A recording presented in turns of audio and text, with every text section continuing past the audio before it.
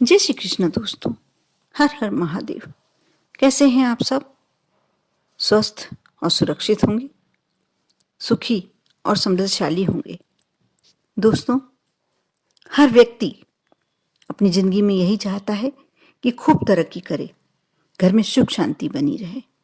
शास्त्रों के मुताबिक भी ये कहा जाता है कि जिसके परिवार के मेंबर जो होते हैं आपस में यदि प्रेम भाव से रहते हैं, अच्छे से रहते हैं, उस घर में कभी कलह नहीं होता, तनाव नहीं होता।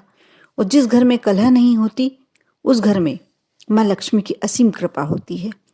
लेकिन हमारी दिनचर्या में कुछ कार्य हम ऐसे कर लेते हैं जिससे माँ लक्ष्मी हमारे ऊपर अपनी कृपा नहीं बनाती, रूठ जाती हैं।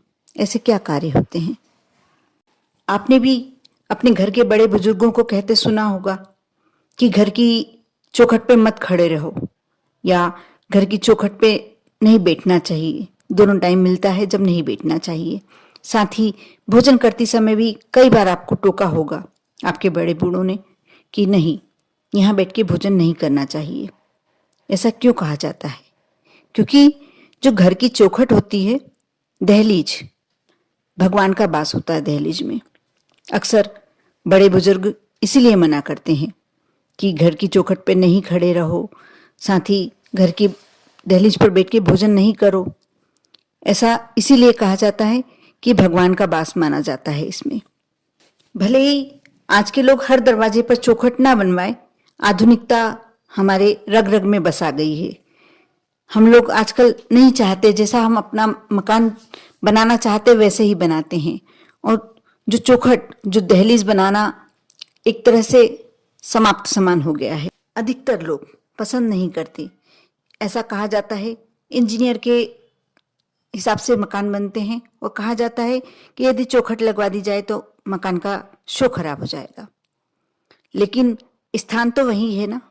स्थान, जो दहलीज का स्थान होता है, जो चौखट का स्थान होता है, उस पर देवता का वास माना गया है।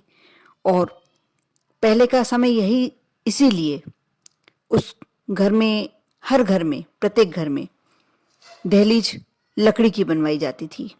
आज भी अधिकांश घरों में मेन गेट की जो दहलीज होती है और रसोई की दहलीज लकड़ी की होती है।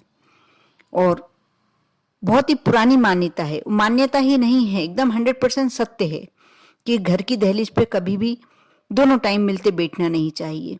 साथ ही पूरे दिन में से भी कोशिश यही करना चाहिए कि अनावश्यक रूप से आप दहलीज पर ना खड़े हों।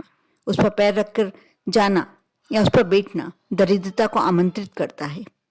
आप इस बात को माने या ना माने, यदि आपके घर में बुजुर्ग हैं तो आप उनसे पूछ के देखना कि घर की चौखट पे क्यों नहीं बैठना चाहिए। क्योंकि वहाँ भगवान का बासा माना जाता है। वो भगवान के बासे पर यदि हम पैर रख के खड़े होते हैं तो हमारे इष्ट हमसे रुष्ट हो जाते हैं और हमारे परिवार में कुछ ना कुछ क्षति होने लगती है, चाहे आर्थिक क्षति हो या और कोई क्षति। साथ ही अक्सर देखा गया है, लोग आते हैं और मेन गेट के सामने, चौखट के सामने ही जूते चप्पल खोलकर अंदर हो जाते हैं। लेकिन नहीं, ऐसा भी नहीं करना चाहिए। ऐसा करने से माँ लक्ष्मी का अपमान होता है और वो घर से चली जाती है। इसी कारण हम मेहनत बहुत करते हैं। कई लोगों को देखा है कि पूरा प्रयास करते हैं, मेहनत करते हैं, हर तरह से कार्य करते हैं, लेकिन घर में लक्ष्मी का आगमन उस तरीके से नहीं हो पाता जितनी वो मेहनत कर रहे हैं। उनको अनुकूल परिणाम नहीं मिलते। कारण यही होता है कि हम ये छोटी छोटी बातों का ध्यान नहीं रखते हैं। इसी कारण से ये जो हमारे घर में अनिष्टकारक घटनाएं, कभी आकस्मिक दुर्घटना हो जाती है, एक्सीडेंट हो जाता है, या परिवार का कोई सदस्य उदासीन रहने लगता है, या कोई बीमारी, परिवार में किसी न किसी को कोई ना कोई समस्या चलती ही रहती है। ये सारे कारण इसीलिए होते हैं क्योंकि हम यदि चौखट के सामने जूते चप्पल रखते हैं तो हमारे घर में दरिद्रता का वास हो जाता है। आप इस बात का बहुत ध्यान रखना चाहिए आप लोगों को, और बच्चों को शुरू से ये शिक्षा देनी चाहिए। यदि आप ऐसा करेंगे तो अच्छा नहीं है, उचित नहीं है, ये हमारा धर्म नहीं कहता। एक बात का और कभी आप ध्यान रखना कि कई लोग जैसे दहली पर बैठकर, जो घर की दहलीज होती है, दहली कहते हैं उसे, उस पर बैठकर या उसके सामने खड़े होकर नाखून काटने लगते हैं। वह इसलिए करते हैं कि चलो बाहर नाखून बाहर गिर जाएंगे, लेकिन नहीं, ऐसा भी नहीं करना चाहिए। ऐसा करने से घर में दरिद्रता का वास होने लगता है। यदि लक्ष्मी का आगमन होता भी है तो वह गलत रास्तों में चली जाती है। या तो आप ज्यादा से ज्यादा हॉस्पिटल में अपना धन खर्च करने लगते हैं, धन व्यय होने लगता है, या अनावश्यक कार्यों में, जो कार्य आप कभी सोचे भी नहीं कि हमारा इस जगह खर्चा होना चाहिए। बच्चे बुरी संगत में चले जाते हैं, गलत आदतों में हम परिवार का कोई मेंबर चला जाता है।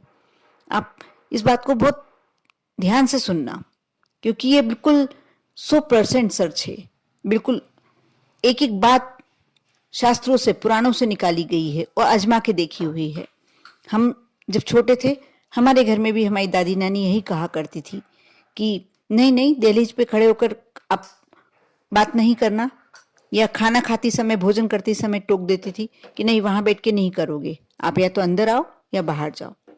ऐसा करके यदि ये नाखून काटना, कई लोगों को देखा है, ये तो आम जनरल व्यक्ति करता ही है, घर के बाहर दहलीज पे खड़े होकर नाखून काटता है।